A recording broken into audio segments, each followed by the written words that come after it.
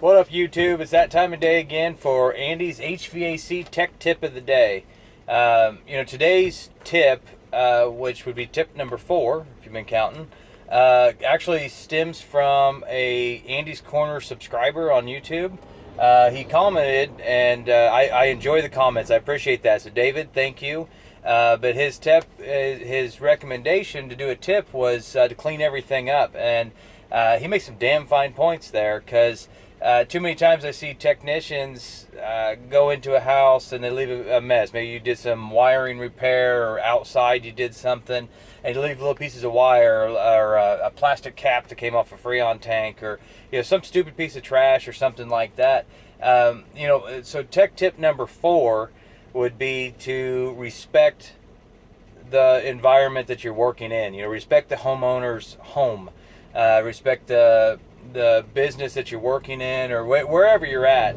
Just treat that person's house like you treat your house, because I'm guessing you wouldn't cut off 3 pieces of wire and leave them lay in the middle of the kitchen floor at your house. If you do, then you should probably not do that. That just doesn't seem right. So why would you do that at somebody's house? Clean up after yourself. That makes perfect sense. So David, again, thank you, and big shout out to you, because obviously you've got some good ideas out there, because it's just people leave a mess. I see people walk in and track mud in on people's floors. We should all be using floor savers or shoe covers or whatever, floor protectors, whatever you want to call it. Some guys bring drop cloths in, or carpet runners, and put them down. I've always used shoe covers, or we call them floor savers. You can call them whatever you want. You can get them out there anywhere. They're cheap. Look online.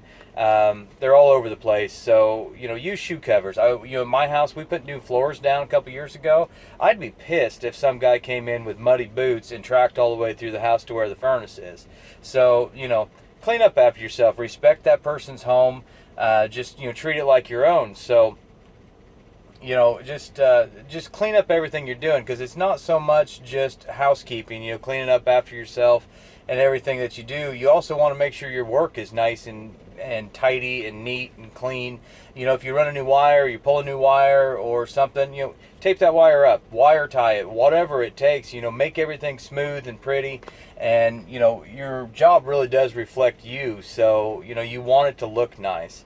So that would be part of my tip for today, is just have clean work, just the same as a clean environment. Leave it better than when you left it. If you're in there doing a maintenance or something like that, and you're in somebody's house, or out at the air conditioner, whatever it is, if there's in the furnace room, if there's dirt on the floor in front of the furnace, if you're already in there vacuuming the furnace, which you should be on a maintenance anyways, you got your vacuum out cleaning and everything, why not clean that dirt and dust up off the floor?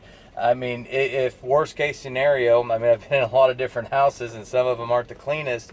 If the cleanest part in that house is the furnace room, or that furnace that you touched, that's a pretty good day, because at least you got one clean spot in the house, because that homeowner is paying you to do the maintenance on there, so it should be clean. So clean up after yourself.